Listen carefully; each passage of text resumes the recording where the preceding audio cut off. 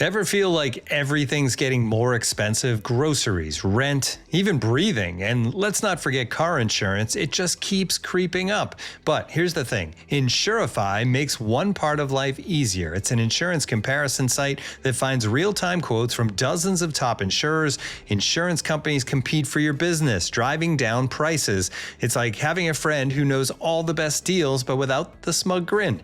You could save as much as $1,025 a year, and you might even cut your bill in half. The best part, it's all online. No phone calls, no spam, no nonsense. You can be covered in as little as 10 minutes, and with an excellent star rating on Trustpilot, saving feels less impossible. So why not give it a shot? Visit Insurify.com and see how much you can save. That's INSURIFY.com. Average potential savings based on initial quotes received by 183,234 customers seeking insurance through Insurify. Actual savings may vary depending on state of residence, individual circumstances, coverage selections, and insurance provider. Savings results are not guaranteed. This show is sponsored by Liquid IV. Like many people, I've come into the new year full of hopes and aspirations for the next 12 months.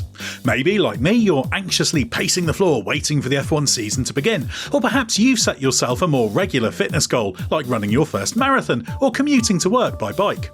Whatever you plan to do in 2025, come into your own way with extraordinary hydration from Liquid IV. Powered by Live Hydroscience, Liquid IV helps you break the mould.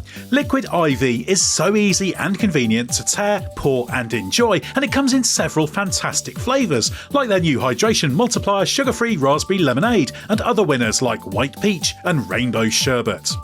As a regular flyer, I know how easy it is to become dehydrated, almost without knowing it, when you're travelling. That's why I always take Liquid IV on overseas trips. It's more than just a drink, and it's scientifically formulated to hydrate better than water alone. Just one stick and 16 ounces of water provides 3 times the electrolytes of the leading sports drink, plus 8 essential vitamins and nutrients. And what's more, it's always non-GMO, vegan, gluten-free, dairy-free and soy-free. Embrace your ritual with extraordinary hydration from Liquid IV. Get 20% off your first order of Liquid IV when you go to liquidiv.com and use code THERACE at checkout. That's 20% off your first order when you shop Better Hydration today using promo code THERACE at liquidiv.com. It's the season to shop new styles, electronics, and definitely a holiday trip. And what if each time you made a purchase, you got a little something back? With Rakuten, you can earn cash back on just about anything you buy from over 750 stores.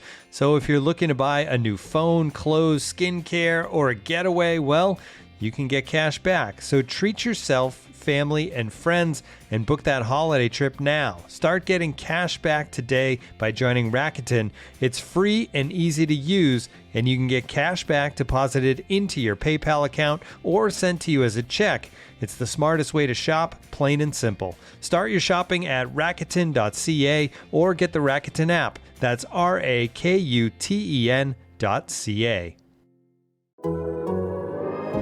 The Athletic.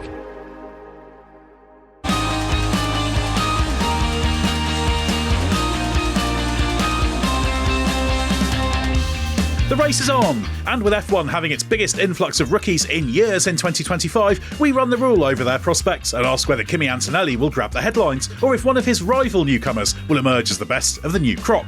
I'm Edd Straw, and joining us to evaluate the class of 2025 are Scott Mitchell-Malm and Samarth Kanal.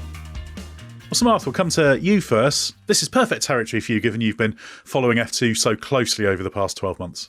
Oh yeah, I thought you were going to make some kind of rookie gag. But it's not my first year at the race anymore. That's nice. So you and your difficult second season now. Yes, exactly. That horrible second season. So I spent a lot of 2024 following F2.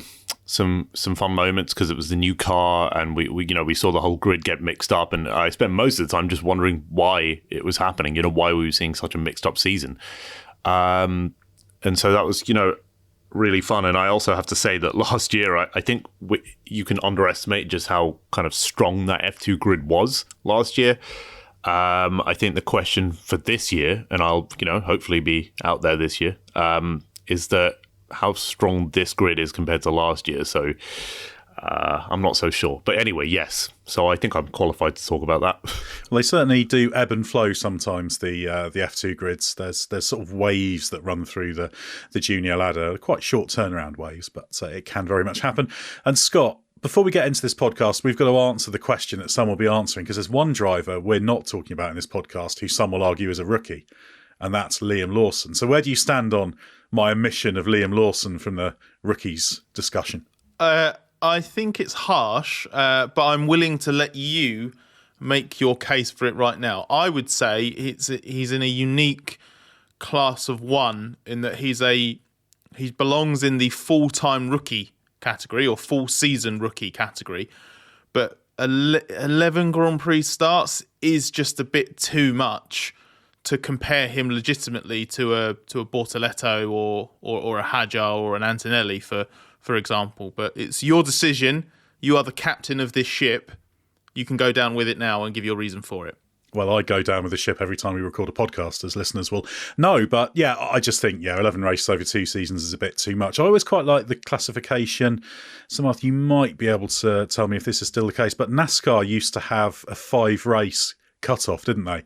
That if you'd done 5 races previously, I think it's more than 5 races, rather, you were no longer a rookie. So I always thought that was quite good. Lawson's done enough to be just out of consideration, but it doesn't mean, of course, he's an experienced driver or anything. As Scott says, he's in a slightly odd place. Can you remember what the rule is, Samarth? You're looking puzzled. I think now it's just that if you're in your first full-time season, you get a yellow sticker on the bum of your car. So I think that's how it works. Like the rookie cross in British racing. Yeah, I was genuinely about to come in and say that. I was like, Ed, surely you must remember this from when you started out car racing. It was certainly it wasn't the same rookie cross for me in karting. I think I did have it when I did a few car races in 2014, which is the first and only time I've done some car racing. Quote unquote proper outside of sim racing. When I was karting, you have your novice plates. You'd have your black plate with the white numbers, and then after 6 races, 6 signatures, you would be able to then go up into your full coloured plates, and you'd feel like a big man on campus. But yeah, in British racing, you have your yellow cross, black cross on a yellow background, right, on the back of your bumper. Yeah, exactly. Although I think when I did my first race, I forgot to apply the rookie cross. I think I may not have had one to my second race. That's the most used story you've ever mentioned on this podcast, because it involves you doing some amateur level racing in the UK and also doing something slightly comedically crap. I also missed the driver briefing, so I did very well across the board. But end the podcast, it's peaked here. Started as I intended to go on. So yeah, no Liam Lawson chat in this, although I'm sure we'll talk about Liam Lawson plenty during the course of the year. So Samarth, let's get into it. The obvious starting point is Mercedes newcomer Kimi Antonelli, isn't it? Can you explain why a driver there's so much excitement about only managed 6th in F2 last year? Yeah, so I think it's worth looking back at the hype surrounding Antonelli, just because 2024 feels to me so long ago now, even though, it's very early in 2025. Honestly, it was so long ago, but we'll actually probably have to go back further than that to explain just why Antonelli belongs in the same basket as Alonso, Hamilton and Verstappen, 3 other drivers that had sparkling junior careers before they got to kind of Formula 1. So Antonelli was 17, yet to make his F2 debut, missed out on F3, and he was tipped to replace Lewis Hamilton at Mercedes. Now imagine how hotly tipped you have to be, and that eventually, of course, came to fruition. It was the 2024 Italian Grand Prix. After months of speculation, Antonelli was snapped up by Mercedes and they announced it. So the first answer to this question comes from Antonelli's junior career. Mercedes snapped him up in 2019 when he was 12 years old. He skipped F3 to jump to Formula Regional, FRECA, Formula Regional Europe. But Antonelli did also test some F3 machinery, I think in early 2024 in the rain, and apparently was the fastest by seconds. Before his FRECA triumph in 2023, which, by the way, had Ollie Bearman as his teammate, Antonelli won the CIK FIA European Karting Championship 2 years in a row, which is no mean feat. So it's 2020 and 2021. And then if we look at 2021, he was recovering from a broken leg and won the OK European Championship, which is another high-level karting competition. In fact, he was so good in karting that people were basically talking this way about him back then. They were tipping him to be the next big thing. And then in his first car racing season, 2022, he won the Italian and German F4 competitions. and he won the F4 Cup, which is like a motorsport games competition, while recovering from a broken wrist. So yeah, maybe we saw why at Monza last year. Well, I was going to get onto that, the whole Monza thing. And then the other part of this question is sixth in F2, and I think he could have been higher in the standings. I think he could have been fourth had he not withdrawn from the last two races of that season with illness. Although now this is making me. Now I'm kind of pitching him as the sickly driver who's always breaking bones and being ill, which is not what I'm trying to do. I'm trying to say how resilient, mature, and strong he is. I want you to button and tell me how impressed you were by his F1, FP1 sessions and his F1 kind of driving too. Before we move into that, I would just say that what's interesting, maybe a sort of simpler summary for people who are more familiar with the current drivers, is Antonelli's got a Norris-esque karting and single-seater background, but it's just even more dazzlingly fast-tracked. Norris won everything before him in karts. Verstappen won everything that he could win in karts, for example. Norris then ticked off pretty much, I think, every category you can when you're an aspiring junior driver, including, in a race-winning sense, Ginetta Juniors, although didn't actually win the title in that. But funnily enough, Norris, he actually had his first major stumble when he got to Formula 2. And if you look at Verstappen before him, which is, the Antonelli's somewhere between Verstappen and Norris in terms of the rapid nature of the ascendancy, you've got the fact that Verstappen was a proper prodigy in karting and mega successful, stepped into car racing, obviously straight at F3 level, which was mighty difficult to do, and it was very impressive that he won as many races as he did, but obviously wasn't champion in Formula 3. So I think what you can take from a broader sense of Antonelli getting to that point of then having an okay, on paper, rookie Formula 2 season, good, just not stunningly great. That's what happens. The level's really high and it can be very easy to come unstuck. And maybe, Samarth, this is a good chance for you to come back in and explain why that F2 season was it had fantastic peaks, I think, but it also had a fairly low ceiling in parts, and that wasn't entirely Antonelli's fault.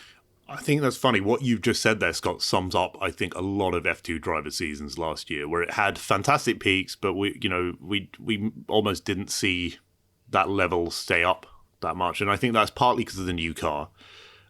This new car had like Venturi tunnels and it was a slightly different machine, and people were just trying to get the most out of the tyres. And Prema, Antonelli's team, they struggled with that a lot. So he had a car that didn't give him the confidence to attack.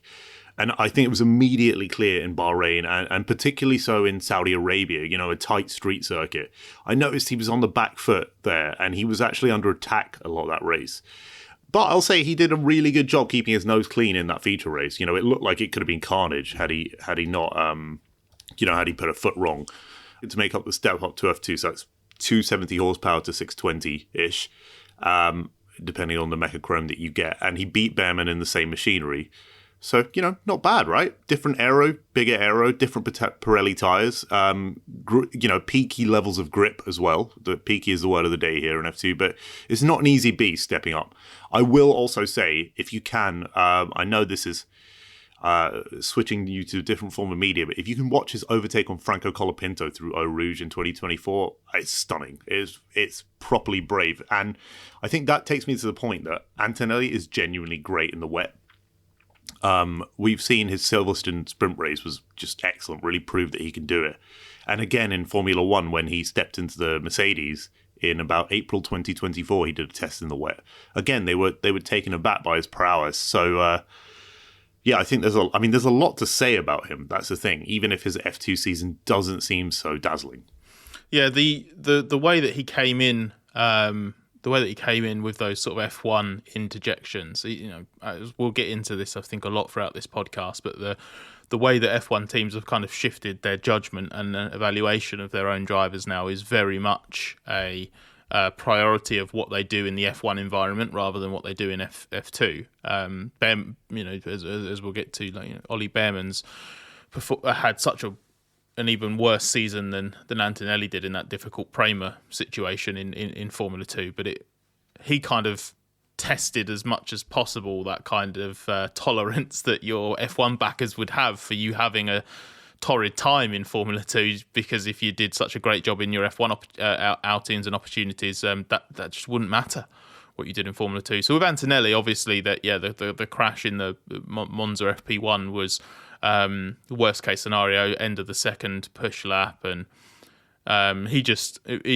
overdid it. It was plain and simple, and it kind of backfired a little bit, because the ideal scenario there for Merck was that he'd have this glorious home debut on the Friday in FP1 and then have his contract announcement 24 hours later, and it would be like the rubber stamping of his candidacy. But it ended up being like a justification of just like, we knew, obviously you flip it, because it becomes we knew that this would be the risk, but we believe that the potential was absolutely worth it and whatnot. But his progression from an F1 perspective over last year was key. He did an awful lot of testing in previous generation Mercedes.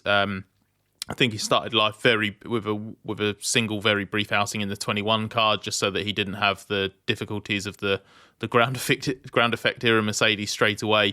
But he turned heads at Mercedes with how he adapted to the ground effect cars, and because he didn't have that kind of ingrained intuitiveness of what the previous generation F1 cars were like, he seemed to respond better to them than the race drivers had, and the feedback wasn't quite so negative. And there was also just good progress through the year. I think Antonelli himself was not relieved necessarily, but more confident in his F1 graduation once he made a step in time management in his private testing outings with Mercedes. I feel like that was quite key to just making sure that the boxes were being ticked and that he was on the right trajectory. So I do think the Antonelli we saw at the end of the year was unsurprisingly a more rounded package in Formula 2, but obviously, because of the way that time works, or at least our understanding of the construct of time, Antonelli was clearly a better driver from an F1 perspective by the end of the year, because he had more experience. He had spent more time rounding off those rough edges, and he's not going to be a complete driver by the time he races in F1 for the first time.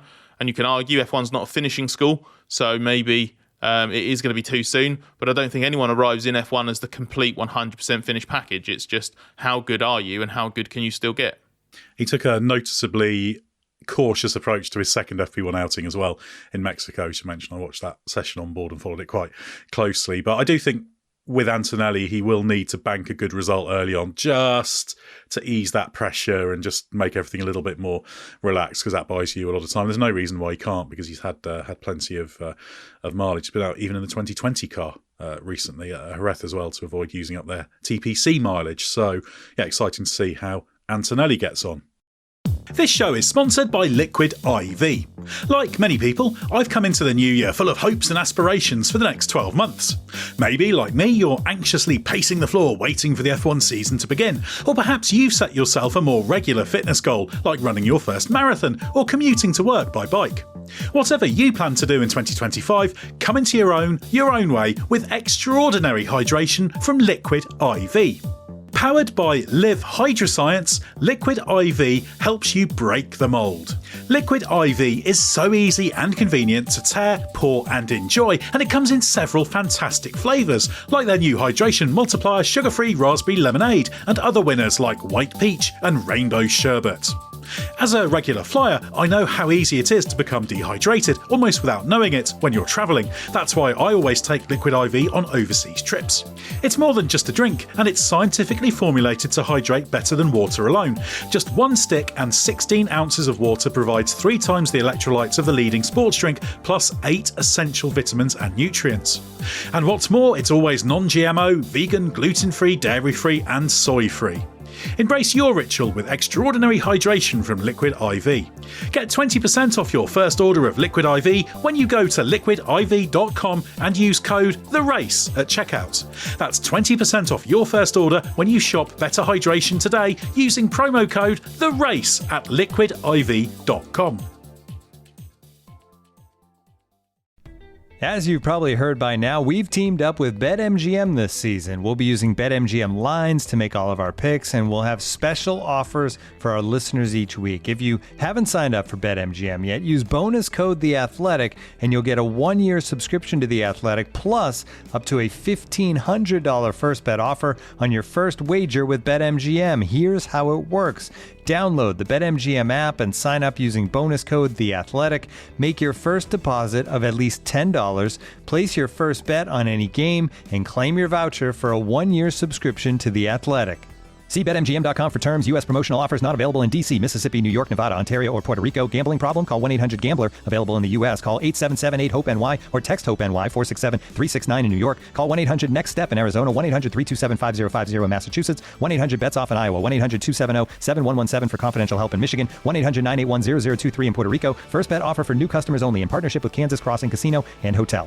Don't forget, if you haven't signed up for BetMGM yet, use bonus code The Athletic, and you'll get a 1-year subscription to The Athletic, plus up to a $1,500 first bet offer on your first wager. Welcome to Nada Yada Island. Next on Nada Yada Island. I knew I deserved so much more, so I left. I finally switched to Metro and got what I was looking for. Get one line for only $25 a month with AutoPay. Just bring your phone to Metro and experience all the data you want on the largest 5G network. That's Nada Yada Yada, only at Metro by T-Mobile. First month is $30. Bring your number and ID. Offer not available if with T-Mobile or with Metro in the past 180 days. Right, Scott, let's move on to our next rookie now. And despite Lawson being banned from this podcast, I am allowing in a few rookies who've got a little bit of F1 race experience. That brings us to Ollie Bearman. Listeners will have an idea of what he's capable of based on those 3 outings for Ferrari and Haas last year. How high is his ceiling? Well, setting aside your British bias for allowing the British F1 driver who has his race experience under his belt already in Formula One into this list and shunning Liam Lawson, I think Bearman is a driver with clearly very high potential. The question I have a little bit is where I struggle a little bit with Bearman on whether or not he's one of those stunning young drivers in the making. So you're a Charles Leclerc type, for example, or even that the 2019 crop. I feel like he's somewhere in that George Russell, Lando Norris, Alex Albon kind of range. But I would say that's a slightly, it's not a wide spectrum of talent, but it's a little bit wider than all of them are definitely at the same level. And certainly in terms of their reputation coming into Formula One and sort of how they looked in that first year. So Bearman's sort of somewhere around there. He's certainly at the upper end of it. There's a feeling within Haas and to a slightly lesser extent Ferrari, but I only say that because it's not Ferrari that we've heard the most from about Bearman from an F1 point of view. But there's a feeling within Haas that Bearman's the real deal in terms of that the 1-lap pace is fantastic, but his methodology, his process is very, very good. His ability to take on information is very good, and then also process that and turn it into progress. He's very efficient on that side of the things. He's very self-critical, so he's got the right attitude towards things. And we saw evidence of all of that last year in those various standing outings, which were actually really interesting kind of tests for Bearman. He got 3 very different experiences of Formula One. You had obviously the last gasp nature of the call-up for Ferrari, which had maximum pressure given who he was driving for and the fact that he'd missed Friday practice. He'd competed in his F2 duties, hadn't he, at that point, and got pole in Formula 2, a rare high point in that difficult Prema F2 season. And then equipped himself really, really well over that weekend and scored points, which was if the rest of the season had gone very fractionally different, that those points that Bearman earned in Saudi could have been key to Ferrari nicking the World Championship from McLaren in the Constructors' battle. He had a much more conventional weekend in Azerbaijan, where he knew in advance he was replacing Kevin Magnussen at Haas because Magnussen had a one-race ban. And that weekend was great. It was a weaker track for Nico Hülkenberg, but Bearman's pace was just something that Hülkenberg was caught out by and couldn't quite live with. He wasn't quite as effective in the race as Hülkenberg was, but that wasn't entirely his fault. And he improved his tyre management and his race pace as the race went on, was very opportunistic at the end and managed to get back into the top 10. And then in Brazil, his pace was fantastic. One lap pace was just like, that's a track that we know that Hülkenberg's good at, and Bearman was still like, wow, head-turningly fast. And even in the wet, which is his first time properly running in the wet, especially in F1 machinery, his pace was really good. His performance was excellent in terms of literally performance, but his race performance was poor. He made a lot of mistakes. He had spins, he had lockups, he went off, he nosed into the wall at one point. This is very, very rough. That was the worst race he's done of the three in Formula One. But it still had that bright spark within it. It still had that, wow, fantastic ceiling here. You harness this, you're going to be a serious player. So there's a huge amount of excitement, certainly in Haas for Bearman. They cannot wait to do a full season with him. So there's a huge amount of, certainly a huge amount of potential there as far as Haas see it. And just to continue asking you the same question, Samarth, I'm going to repeat basically what I asked you about Antonelli. Bearman was only 12th in F2. Now, he did miss 2 double headers, but equally he was outscored by Dennis Hauger, who also skipped 4 races. He was behind Franco Colapinto, he missed 8. So it seems like Bearman's season was like Antonelli's in F2, only more so with the struggles they were having. Yeah, I think it became a learning experience for Bearman. I spoke to him kind of when he was just almost confirmed as a Haas driver for next year, and he was just saying how much he just wanted to learn from this F2 season, just carry it out, and I think it takes a great deal of maturity to kind of go through something, even if you may not even have to do it. But he did. I don't know if there was a way out of him for the F2 season. It was pretty meh. It wasn't great. But he himself did it as a learning experience. He did it as a to stay loyal to Prema, who'd helped him through his junior career. He was also learning more about the car. And I think we talk about adaptability a lot, but if you can get through a season with an F2 car like that, where it's so peaky and it's so hard to find levels of grip, I think you're pretty well set for Formula One, actually, where right now we're seeing those kind of peaks and troughs so much. Especially because they share the same Pirellis in a sense. So it sets you up in good stead. So, yeah, it wasn't a great season. I think he'll admit to that. But he'll also shrug it off and just say, well, is F2 really that much of a meritocracy? I mean, can you really determine that number 1 is the best driver and number 2 is the second best driver and all? I'm not sure about that. But I think that was put to Bearman, actually, in an early season media session. And he pretty much just laughed and shrugged it off and said, well, I can't really answer that. I don't want to say what I want to say, but you know what I think. So fair enough. He soldiered through. He soldiered on. Now he's an F1 driver. That's really the end of it, isn't it? Yeah, and certainly the F1 performances carry a lot of weight in terms of the fact he has stepped in and shown what he can do. Scott, he's got an interesting scenario because he's up against Ocon, who's new to the Haas team. Ocon did do the post-Abu Dhabi test, of course, so he's got a little bit of a rolling start. But I think Ocon's the kind of teammate you'll be quite happy going up against because he's very good, Ocon, but he's not completely unbeatable and overawing, is he? No, I think that's a very good way of putting it. I think Ocon's a teammate who, if Bearman beats, that will reflect well on Bearman. And if he can't quite dominate Ocon's just good enough, I think, for people to be like, well, Ocon's he's a race winner. He's a multiple podium finisher. He's looked pretty good against this teammate and this teammate and this teammate. And it might, he'd survive, basically. Bearman would survive not dismantling Ocon, completely. The caveat to that is the end of Ocon's 2024 and F1 being such a recency bias world. Ocon's stock is probably at the lowest it's been for a while. So I think it will depend on I think it'll depend on sort of how it looks in those kind of early races.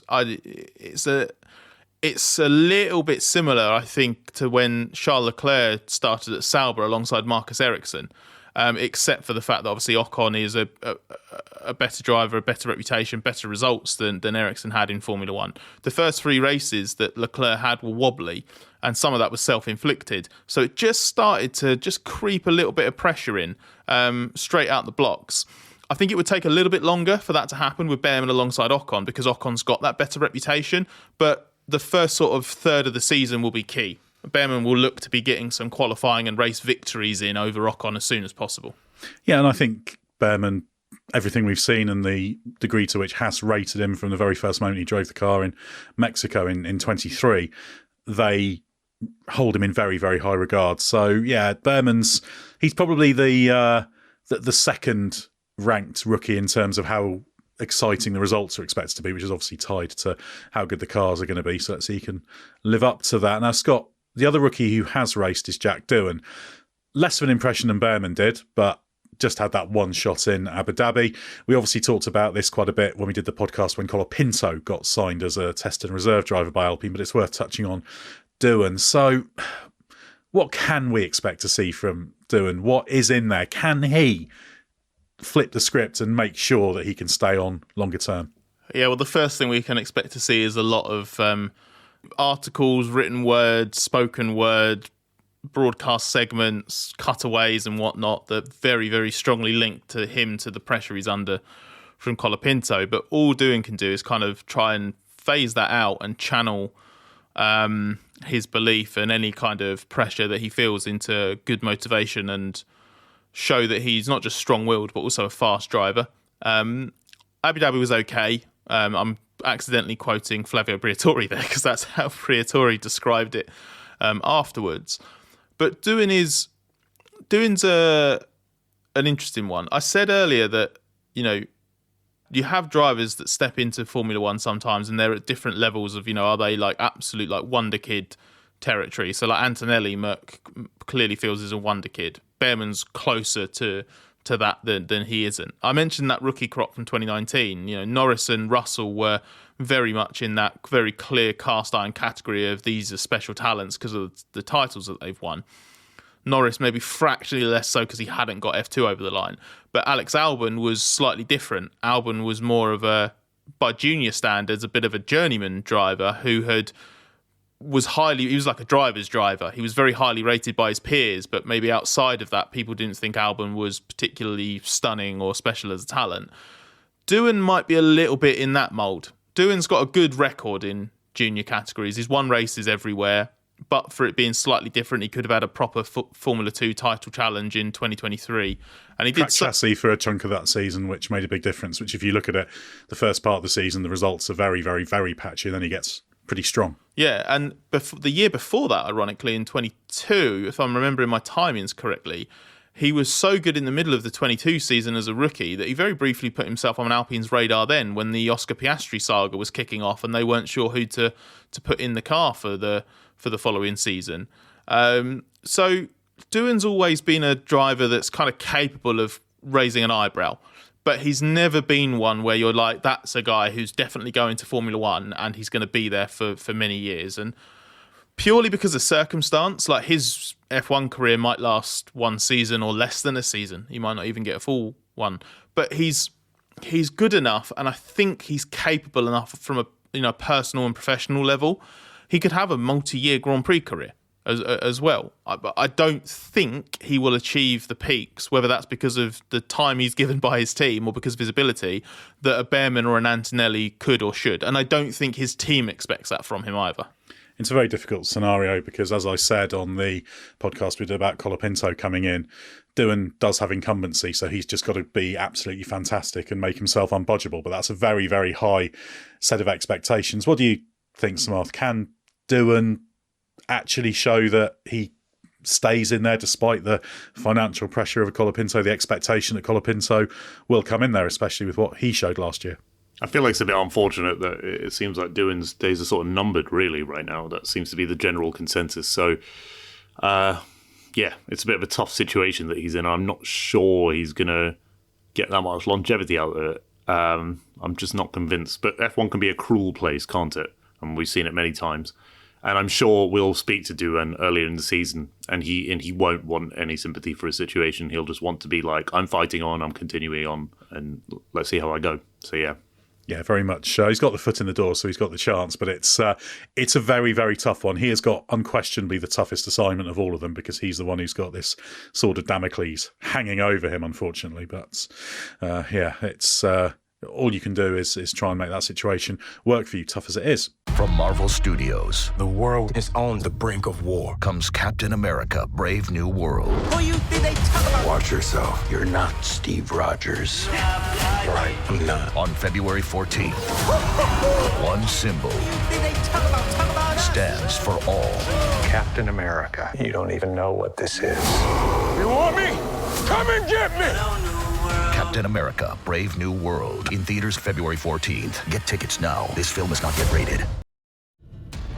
This episode is brought to you by Unstoppable. Discover the inspiring true story about Anthony Robles, who defied every expectation to become a national wrestling champion in Unstoppable, a new original movie from Amazon MGM Studios and director William Goldenberg, evoking the excitement and camaraderie of classic sports dramas and thrilling wrestling matches. Unstoppable features an all-star ensemble cast, including Jarrell Jerome, Jennifer Lopez, Don Cheadle, Michael Pena, and Bobby Cannavale. Watch Unstoppable now, exclusively on Amazon Prime Video.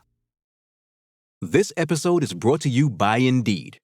We're driven by the search for better, but when it comes to hiring, the best way to search for a candidate isn't to search at all. Don't search, match with Indeed. Use Indeed for scheduling, screening, and messaging so you can connect with candidates faster. Listeners of this show will get a $75 sponsored job credit to get your jobs more visibility at Indeed.com/SBO. Terms and conditions apply. Okay, Samarth, let's get on to the driver who by right should be the most talked about given his CV. F3 champion in 23, F2 champion last year, Gabriel Bortoleto. What should we expect from him at Sauber? Yeah, so I think I touched on it earlier when I said that, last year's F2 grid was actually a lot stronger than people are saying. People are giving it credit for. I think it was, there were a lot of strong drivers on there. And early in the season, Bortoleto is tipped to be one of the best ones, actually, by certain F2 engineers and technical personnel. I mean, he's a back-to-back F2 and F3 champion, or the other way around, which really shows, a great deal of maturity and skill. Looking at his season last year, I just want to say that his last to first victory at Monza is a bit overblown because of safety car luck. But I'd say that his other victory that season was in Austria. And that was more impressive, actually. It was a shrewd display of tyre management. It was a mature driving display that you absolutely need to show when you're in Formula 2 and Formula 1 as well, where he overhauled Pepe Marti to win. So I think, actually, I'd put Austria over Monza. But anyway, I digress. I think Sauber's got a seriously good junior driver on its ranks.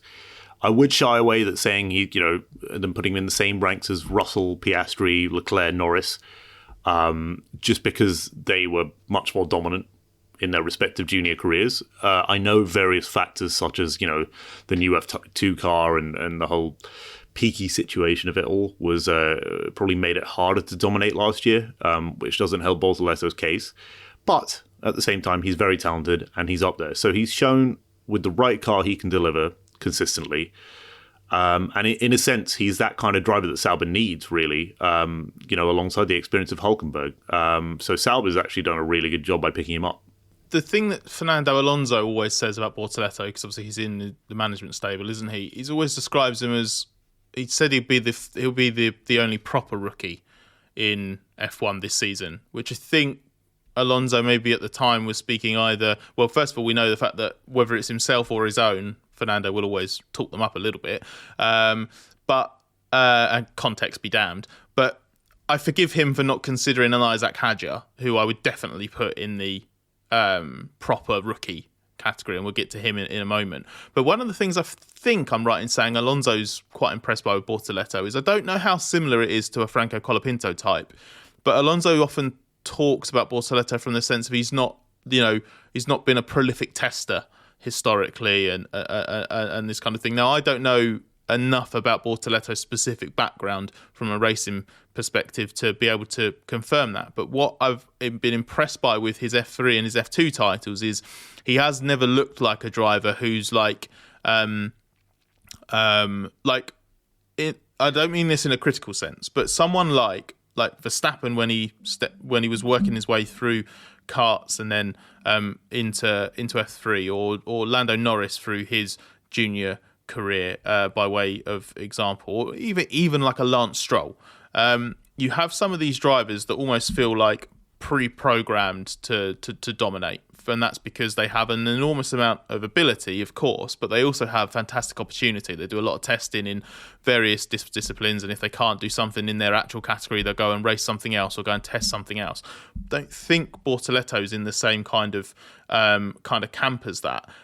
What I liked about his titles in F3 and F2 is I felt like they were very good. Samarth used the word kind of like mature with some of like his wins, for example, in Formula 2, but the championships were very mature. They were now Oscar Piastri's F2 season was a lot more impressive and gradually became more dominant, but it reminded me of Piastri's F3 title win, where they are not opportunistic necessarily, but you grab your big results when you can, but then you're just ticking off really good results the rest of the way. I think Charles Leclerc's Charles Leclerc's GP3 season that he found himself, was he up against Alex Albon, I think, for the GP3 title? I might be misremembering that. Or when Esteban Ocon won the GP3 title. You've got drivers like this before, like Albon, I think, was in that fight without winning as many races, if I remember correctly. But sometimes you see these drivers that they're there just because they're not in the position to dominate, basically,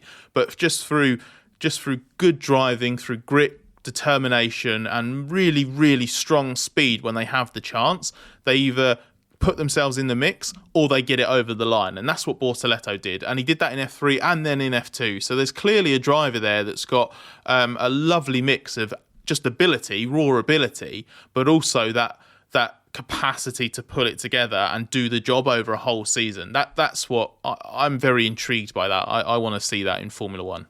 He seems to be a very intelligent driver as well in terms of the way he approaches things. He's still only 20, but the way he approached F2 I thought was impressive. It's probably a little bit of Alonso influence as well there, if he's been mentoring him a bit. I guess the big question, Samarth, is if you're a rookie going into Sauber, how tough a scenario is that? They had that little uptick at the end of the season, but that's the one thing that worries me there in terms of how much progress that team's got to make. Also, just in terms of operationally, the way it works at the track, they feel like they're the least sharp trackside operation by some margin, which is a slightly tricky scenario for a rookie to go into. Yeah, Sauber seemed overwhelmed last year at points, and in a sense, what you were saying before about, Bortoleto driving in a mature way and kind of eking out results when he could, in a sense, is exactly the kind of mentality he's going to need at Sauber. So it sets him in good stead. He didn't win in a dominant car. He didn't dominate either, but he kind of learned how to just make the most of each situation as it comes. And I think Sauber has done really well to get him. Yeah, obviously they need to eke out some performance from that car. I'm not sure how much they'll get this year. They seem to be one of the teams where it's a bit up in the air to see how much of a jump they'll make in 2025. But Bortoleto's in good stead for that. I think he's adaptable, he's mature, he's clearly shown that in a car that's not going to be able to always deliver, he'll be there. So at the same time, F1's not finishing school, is what you said. And if he has a really difficult first season, I wonder in a sense if that could hurt a driver for 2026. Because if you have a 2025 that's really awful and you have your head down going into 2026, it might really hurt you, especially if you're a rookie in 2025. So for Bortoleto, that could be damaging. At the same time, 2026 could just be a massive reset and he could just be like, well, I can put 2025 behind me in that Sauber and now I'm an Audi driver and I start again. Maybe that's how it'll work. That threat would obviously exist for any rookie driver, but the fact that the different team and car situation you could find yourself in could be telling. So in Bortoleto's capacity, and this is probably a better question for you, Ed, given the timing of it, but Bortoleto, could he find himself in a Stoffel Vandoorne situation? Because obviously Vandoorne came into F1 full-time, didn't he, in McLaren at, kind of right team, wrong time, I suppose. But that was in 2016, if I remember, was his first full season, and obviously he had the regulation change for 2017. And Vandoorne didn't exactly kick on, did he? Because he lost his drive at the end of that year. Yeah, he came in full-time for 17 for the new rules. Okay. He did have the one off in 16, which is probably why that number's in the yes, line. of course. He did the Bahrain. Yes, he did the Bahrain routing, didn't he? Okay, so it won't be like it's not quite the same as Van Dorn, but I would say that the possibility of a difficult year in the final year of a regulation set comes from one, potentially, I guess, just this generation of car versus a completely different car next year. But if you're in Sauber's position, you're throwing everything at 26. You're not wasting any time that you can avoid for 25. And that is what could make it particularly difficult for Bortoleto. I think less so than any adaptation or testing or anything like that. But there is that complicating factor. Is they're one of they might even this year be the only team that doesn't. Do they do TPC running anymore? They did briefly, didn't they?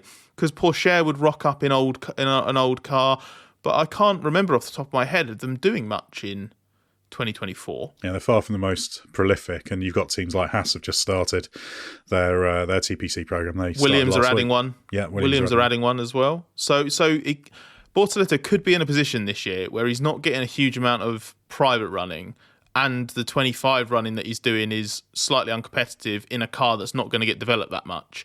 So it could just be do what you can in a difficult situation, bank a load of experience, get to grips with how the race weekend works, show what you can, learn as much as you can from a Hulkenberg, learn the circuits, etc., so that you go into 2026 with the strongest foundation possible.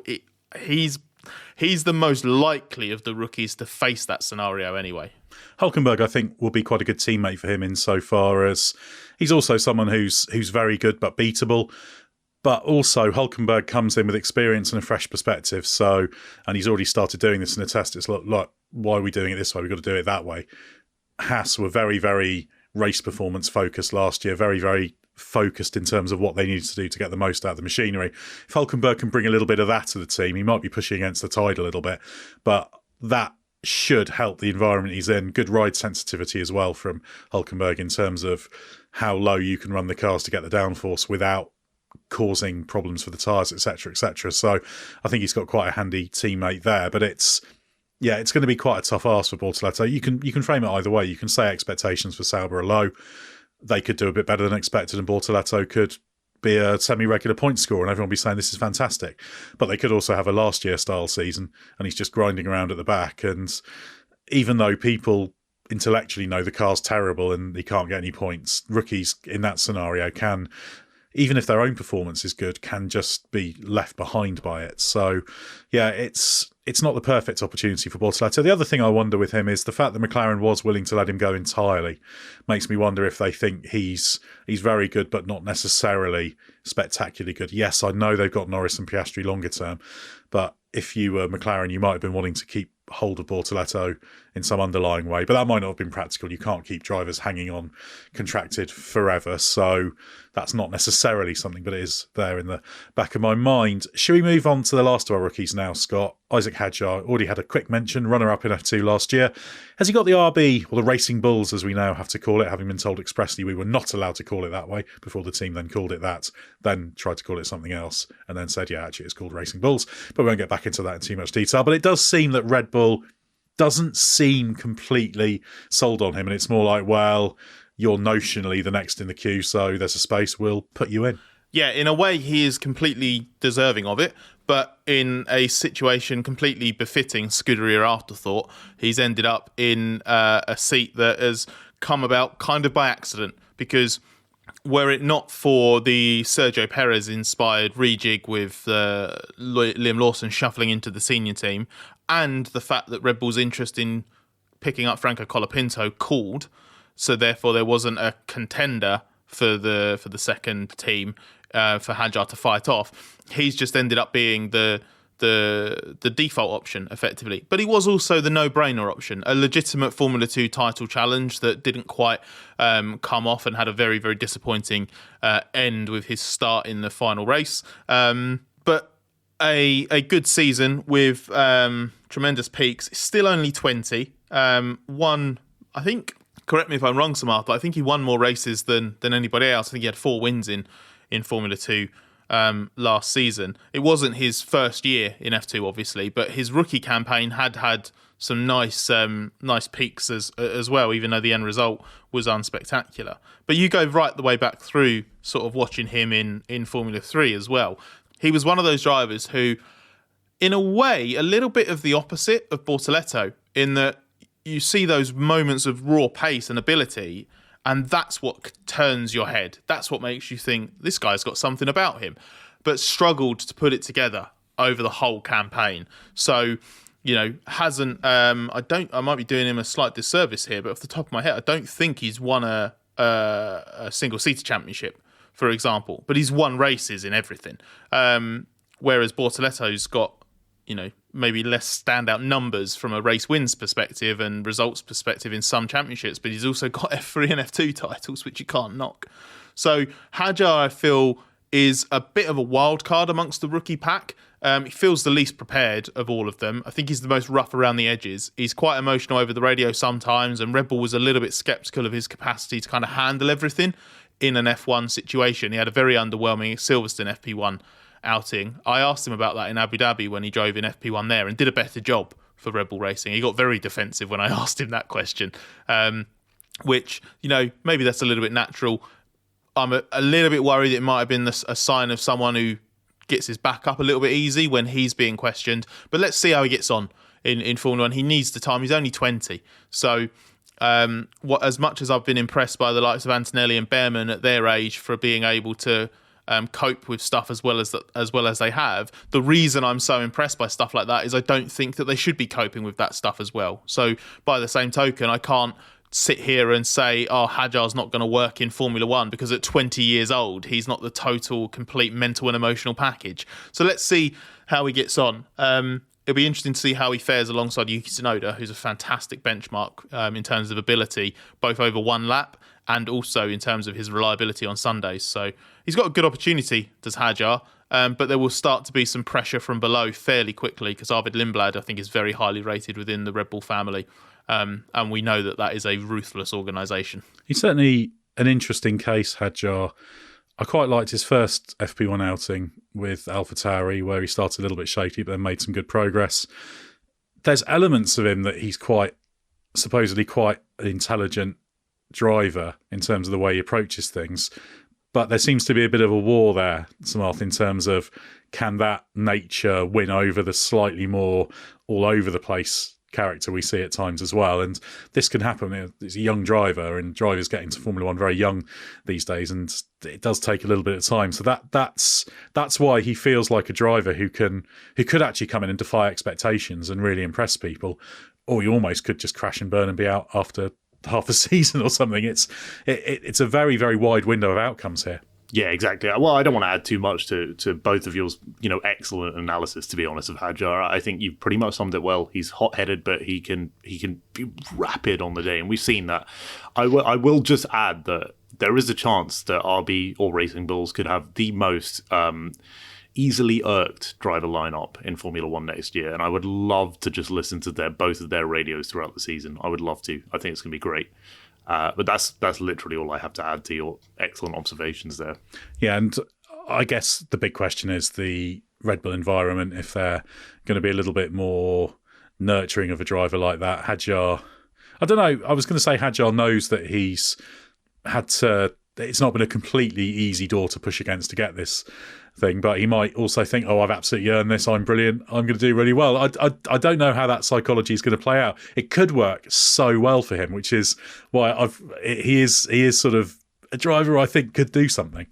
I feel like he's a slightly more unrefined version of Pierre Gasly, who was another driver who found it very, very difficult to get Red Bull to take him seriously from an F1 perspective, and who ended up in a seat kind of by default in the end. Red Bull, do you remember at the end of, you'll probably remember this very well, Ed, the end of 2017 and the ridiculous Red Bull driver situation where obviously they were shuffling drivers out left, right and centre, and Gasly had been shipped off out into Super Formula and he wasn't allowed to, he came in and did a couple of races. He missed one of the F1 races to go out and do the Super Formula finale, but that got cancelled, I think, because of a typhoon, I think, at the time, so he ended up missing, and then Daniel Kvyat came back in. I think Brendan Hartley did his races at the end of that season as well. It was like peak Red Bull driver confusion in the second team.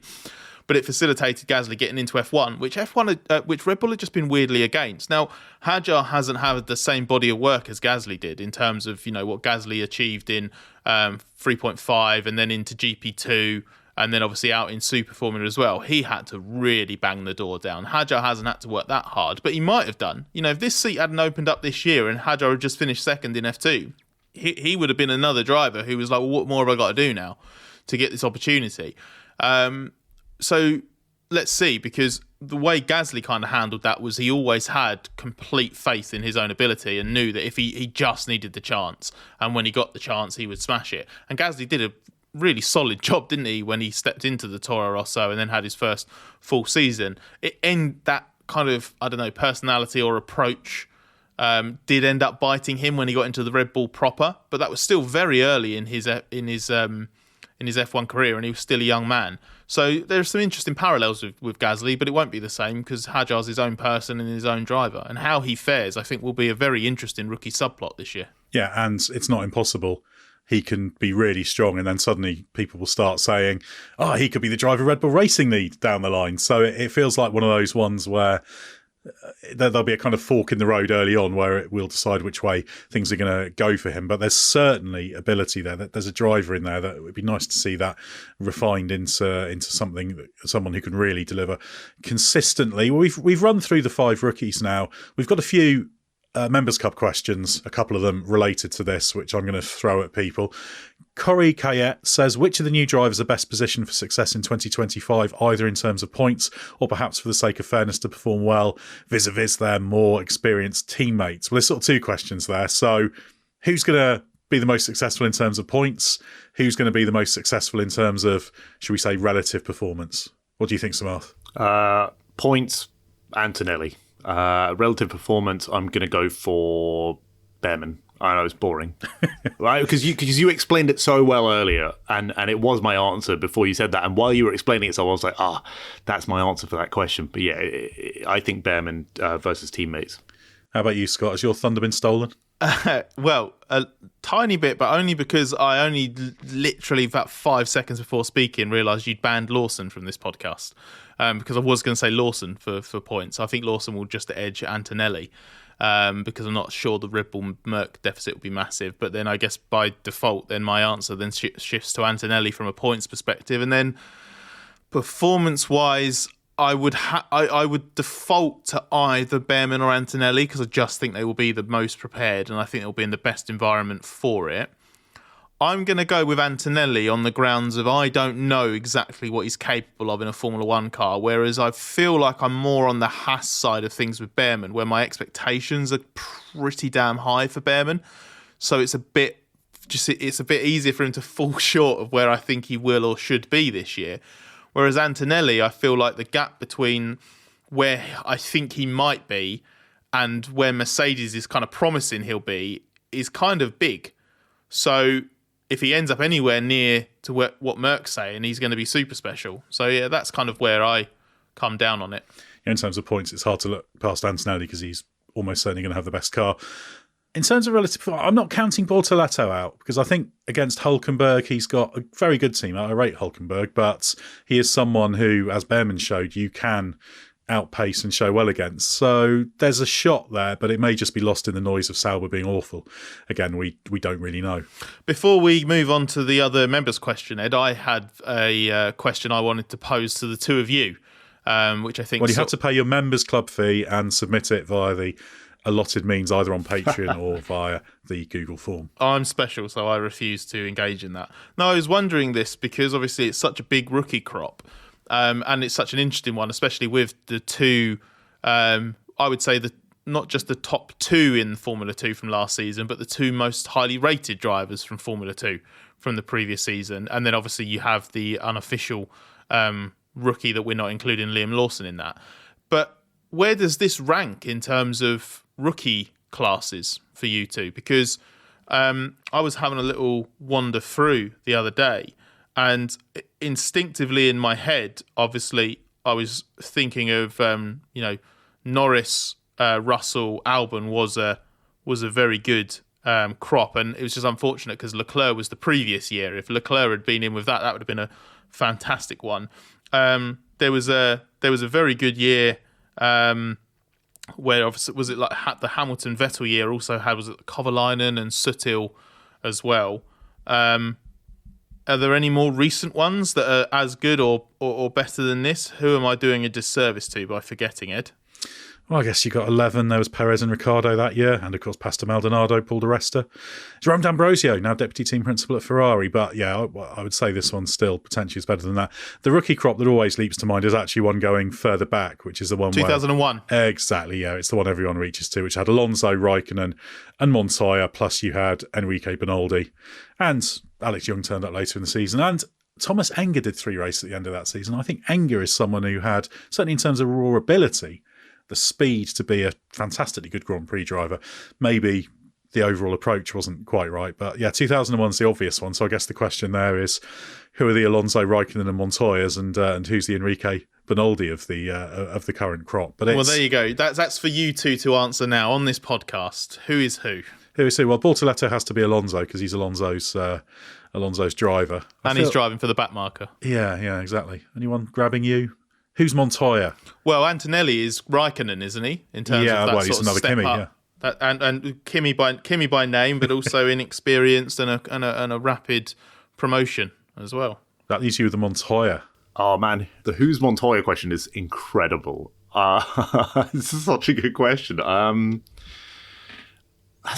Is anyone in the situation that Montoya was in? It's got to be Hadjar, isn't it? He's really quick on his day, but a total wild card. Yeah, it's the wild card nature of Hadjar that really stuck with me. So I wanted to say he'd be the Montoya, but I don't think. Bearman and Doohan just they're their own category of driver, I suppose. They don't quite fit into any of that class. But Bearman, I mean, to go back to a different crop, Bearman does feel like more in that Russell Norris mould of rookie, because it's a driver who is clearly very, very good, clearly at the upper end of what you might expect from them. But I would say, because I think this was the case with Russell and Norris, a tiny bit of a question mark over exactly how mega they're going to be. With Norris, it was the fact that he had that wobble right at the very end, and you've admitted on this podcast, haven't you, Ed, that you were a bit wary that Norris might not have been that kind of dynamic special driver in his own right, someone who'd got to a very good level through testing and other opportunities, but maybe would be not found out in Formula One, but reach a limit. And Russell had gone the other way.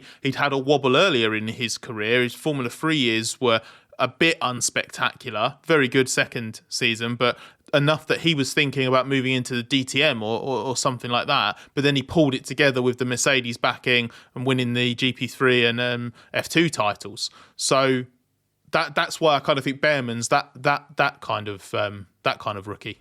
Yeah, and ultimately you only really know what kind of rookie they are in retrospect, because what they do defines how they're perceived. I will say that 2001 rookie crop was at the time massively fated because of what Montoya had done. Obviously, Raikkonen's circumstances made him an extraordinary case, and Alonso, it was becoming clear that he was something quite special. So there was some excitement there, although some of it comes in retrospect as well. And it could be in 20 years' time people are talking about the rookie class of 2025 as a special example, and arguing about whether Liam Lawson should be counted or not. The final question we got from the Race Members Club comes from Daniel Hayes, who asks simply, which rookie is under the most pressure? There's obvious answers to this, isn't there? Well, depends how you look at it. I would look at it as the one that's most likely to lose his drive after a few races. Jack Doohan. Exactly. And amazingly, not the guy driving for one of the Red Bull teams.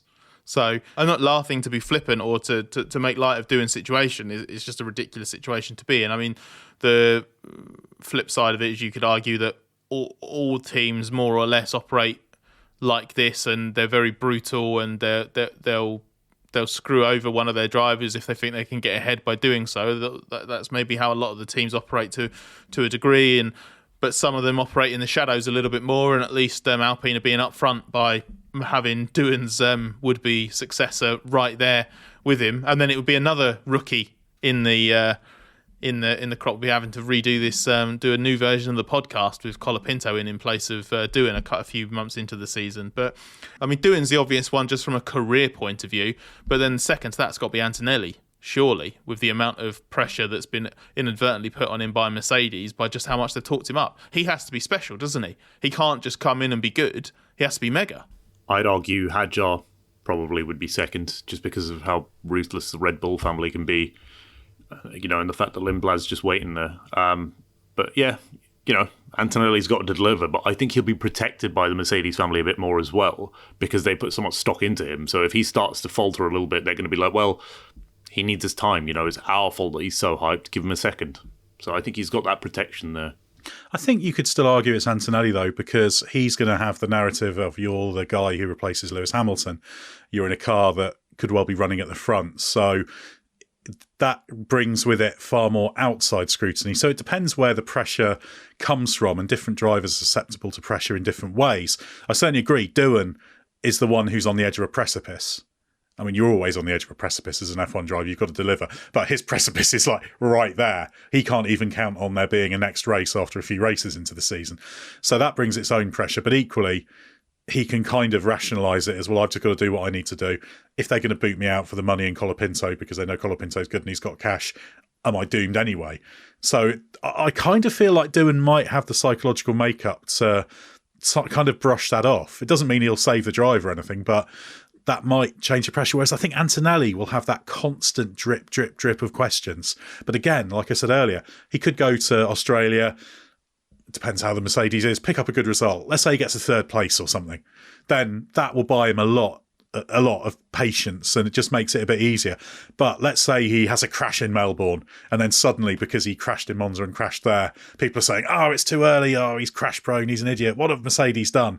That can't fail to have a little bit of an effect on you. So I sort of feel like Antonelli might have the toughest job, because there's only so much that Mercedes can protect him from. And they've already, you could say, the whole Monza thing last year sort of backfiring hasn't helped as well. So, yeah. Unfortunately, your answer there, Ed, has only reinforced the idea in my head that it's Doohan, because I'd forgotten that Melbourne is the season opener, so he has to go in and face all of this on home soil. True, as well. And I would say, I'm leaving myself open to be an absolute idiot here.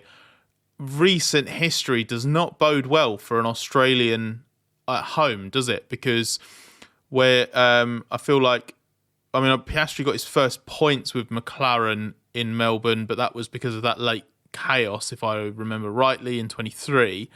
Last year was fine, but I don't feel like he's been quite on the Norris level the 2 years that McLaren's, that Piastri's been there. And before that, didn't Ricciardo have quite an underwhelming...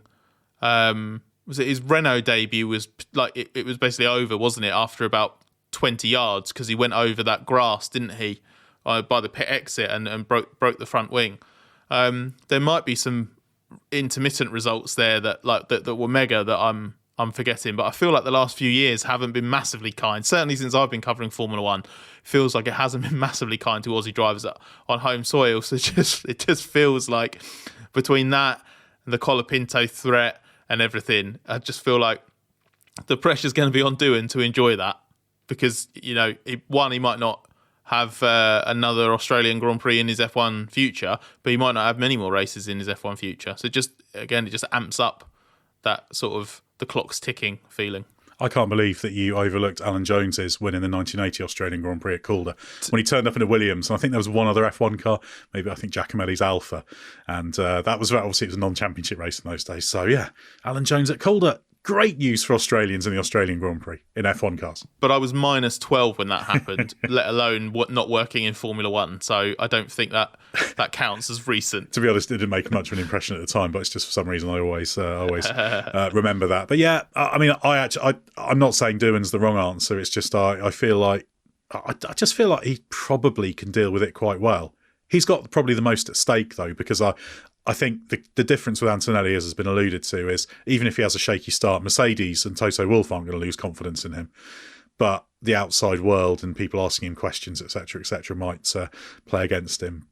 And it just shows, doesn't it? When it comes to rookies, a good result early on can change the script dramatically. It's not impossible. Doohan could start the season well, 4 or 5 consecutive points finishes early on, and then that turns it on Alpine. It's like, how could you possibly be thinking about replacing this guy? And that's why I keep saying that's what Doohan's got to focus on. Just do what you can do. And that can change things. So, I don't know. I mean, it'd be an exaggeration to say his future, his destiny is in his own hands, because there's obviously a plan underlying that, but maybe he can do something. But they're all under pressure, aren't they? Even the established drivers are under pressure. It takes a lot to get into Formula One and stay there. So that's why rookies are so fascinating. But I think this will be a great crop, and I'm sure we're going to talk about the rookie drivers plenty in the course of the coming year. So thanks very much to Scott and Samarth. Thanks as well to those who sent in Members Club questions. We only tackled a couple here, but we had loads for various podcasts, and we're doing some F1 extra shows exclusively for members as well. If you're interested in the Race Members Club, click the link in the episode description or head to Patreon and search for the race. You can find out everything you'll get there. There's ad-free podcasts, you can ask us questions, all sorts of extra content and things to listen to there. But we're moving ever closer to launches and starting to see cars running, and we're seeing TPC running starting now. So stay with us for everything you need to know from the world of Formula One.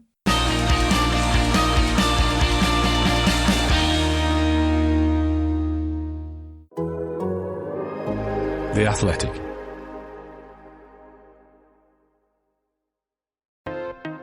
Hello, I'm Ian McIntosh and I'm the host of the Daily Football Briefing. What is the Daily Football Briefing?